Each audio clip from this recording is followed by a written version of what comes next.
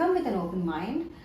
Don't just stay in your comfort zone. Go explore the new culture, the new people, the new lifestyle. Preserve your cultural heritages because that is a strong part of your identity.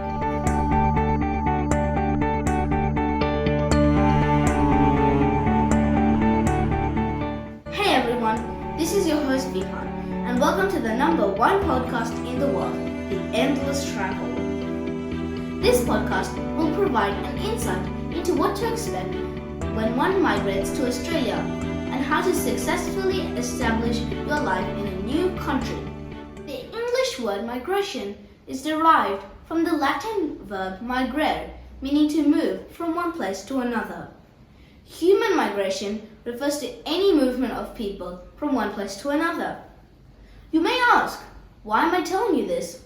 That is because today's podcast is all about a lovely story on migration. We have a very special guest coming today for this episode and sharing her experience as an immigrant coming to Australia.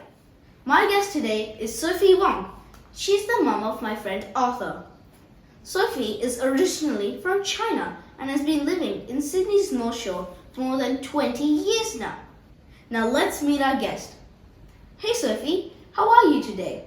Welcome to this episode of Endless Travels, and we are so lucky to be speaking with you. Hey Vihaan, I'm well. Thank you very much. I'm so excited to be part of this podcast and I'm feeling quite special that I'm being interviewed.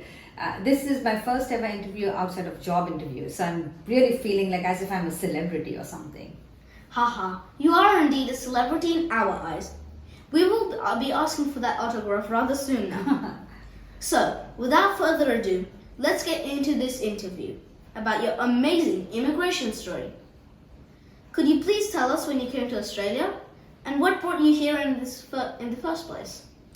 My Australian journey began in February of 2004. I was in my early 20s and I came to Sydney to UNSW to complete my postgraduate studies, and my father supported me financially for the first few years, and which was really very kind of him. I enjoyed the independence of living by myself, away from the family and setting up a new routine. How is Australia different from China? Oh, very different. I remember the day when I left China, it was snowing and it was very cold. But when I landed in Sydney, there was a heat wave. So the weather is very different to begin with. And also the culture is very different. I was surprised to see students being so independent and cooking and cleaning and doing their chores by themselves, and also, but at the same time, being very friendly. So how did you adapt to the changes? I don't think it was very hard for me to adapt to the changes, is because when you are young, you don't really spot any differences. Your mind is open. But if I saw any difference, I made a conscious effort to adapt to that change with as less friction as possible. When you came to Australia, did you travel or just stay in Sydney? No, I've only ever lived in Sydney. I have travelled around Australia quite a bit, but only ever lived in Sydney for my job and for my family. So you must miss your family a lot back in China. Do you miss anything else about China? Oh, absolutely. The food. You just can't get that kind of food here. And the other aspect that I miss about my Chinese life is just the convenience of getting domestic help for your cooking, cleaning, for delivery services, and at a rather reasonable price. So I do miss those aspects. Do you think it is important that your children are connected to Chinese culture, even though they're growing in Australia? If so, how do you establish this connection? Yeah, absolutely. It is very important to me because your culture is a key aspect of your life and that nobody can take away from you. And the way I have established a connection for Arthur and James to their Chinese culture is by teaching them Mandarin. So they know how to speak, read, write in Mandarin. What are some of the memorable moments of your Australian life? Oh gosh, so many of them. The day I married Adam, the day I got my first job and I walked into the office at Westpac, the day when Arthur was born, James was born, the day I signed papers to buy my new house in North Sydney. So quite a few special moments of my Australian life. And now, for the final question, and a vital one.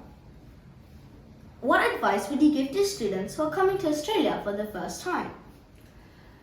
Just a few pieces of advice is come with an open mind.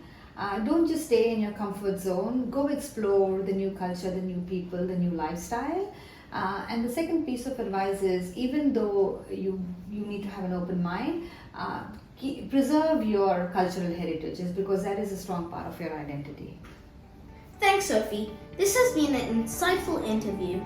Leaving one's home country and beginning a new life in another country can be a daunting experience, but your optimistic views about migrating to Australia are encouraging to anyone who wishes to start a new chapter here. Thank you for taking the time to speak with us, and we wish you the best for your future. Thank you very much.